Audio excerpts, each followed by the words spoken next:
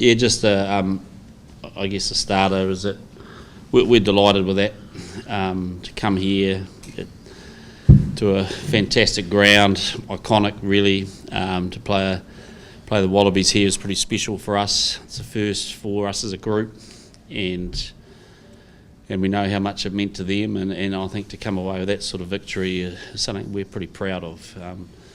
Well led from this man on my left, and really delighted with the performance against a Wallabies team that we thought showed a massive degree of tenacity, particularly at the start of each half, put us under a lot of pump, and yet the way we were able to come through that was really pleasing. So I know there's one more next week, and we'll talk about that, I guess, as the week unfolds, but right now we're just going to celebrate a game that meant a lot to us, and lock away a couple of trophies is pretty special. Bledisloe locked away, championship locked away. Could you have asked for a better start for the year than this, do you think? No, it's pretty good, and I think the manner of it is pleasing. I think we got told that we hadn't been put under a lot of pressure in the first two games. I don't think that was correct, but we were put up. We saw today we've still been put under a lot of pressure, but our responses and how we're adapting to that's pleasing. We know there'll be more challenges ahead, but we can only deal with the challenges one at a time, and there's some good growth. We've been able to build some combinations and give some opportunity to some new people, and that's going to make life interesting in a week or two. How pleasing was the patience that showed, particularly through the middle part of that first half, where you were behind, but you maybe weren't getting the rewards you'd hoped for, but with ball in hand, stayed patient, and eventually they came. How pleasing was that? Yeah, that was pleasing, particularly when I thought we coughed up the ball at the start of each half through our exits, which is something that we've been working hard on, but didn't quite get those right, mainly through the height of our carry. They were good enough to create problems then, and then there, I think we saw a lot of their attitude, and so, we were hanging on there a little bit, conceded the early try, and gave them some reward for their effort, but I just love the way we climbed back. Like, we talk about how we adapt, but I thought through Ardie and the leaders we adapted well on the field in that first half, and these boys probably had a lot of the solutions already sorted by the time we come down at the half time.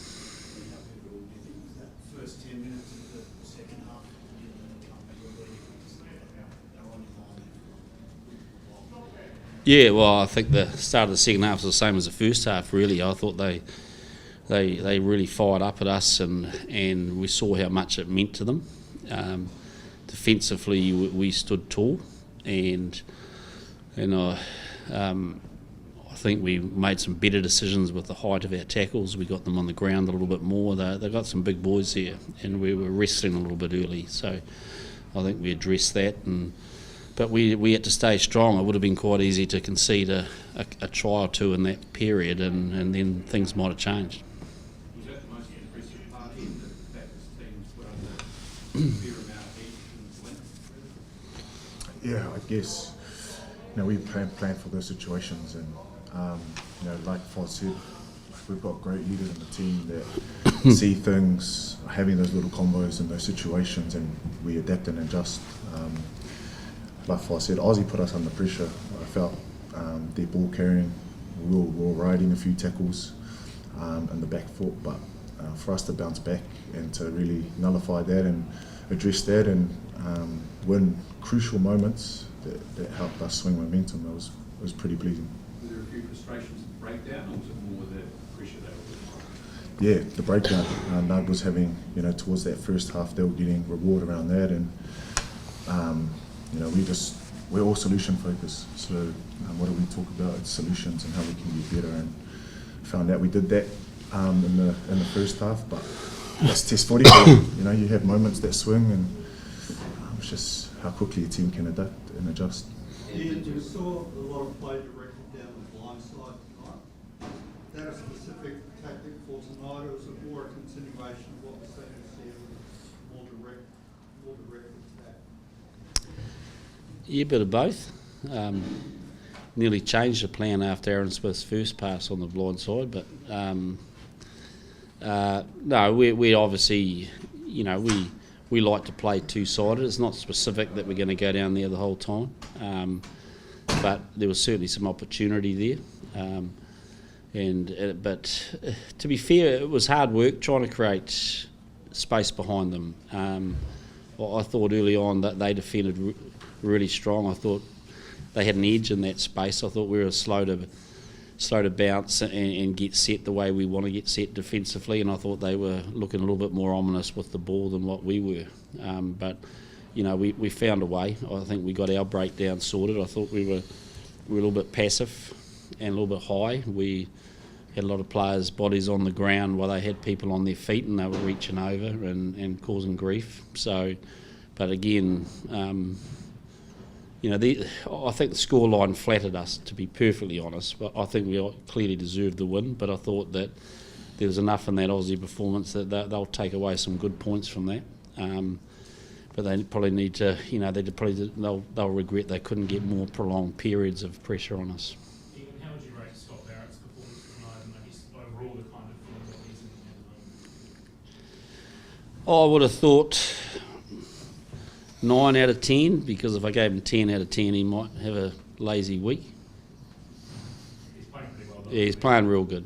That blocking selection's become a good headache for you? Yeah, well, I'm not sure why people think it's a headache. It's we want all our players playing well, and I thought Brodie went well. I thought he just looked a little bit jaded.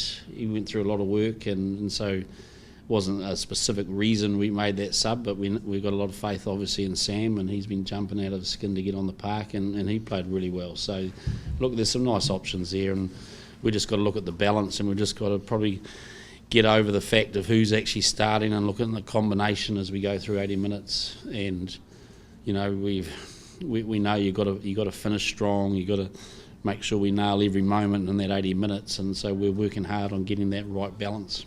Word on Cam Roy first run. Happy with that? Yeah, he'd be delighted. I think I talked to him afterwards, and his eyes are pretty wide open. Playing at MCG and looking around and in a Bled game. So I thought he did really well. He should be proud of that. Did you know that Australian response to the haka was coming? I guess your reaction. Yeah. We spoke to Alan before the game, and he just said that he was giving a gift to us. So no, that was all good. A few weeks ago in Argentina, you mentioned that you hope the rugby world, I guess, is still underestimating the All Blacks. You hope you're still flying under the radar a little bit, but after 3 big wins like that, it's pretty impossible for the world to take notice of how you guys are going. So what's your message, I guess, to rugby teams around the world? Are the All Blacks back? Are they ready to match them for the best of the best? Yeah, well, maybe if you guys could dampen some of your headlines, it'd be good.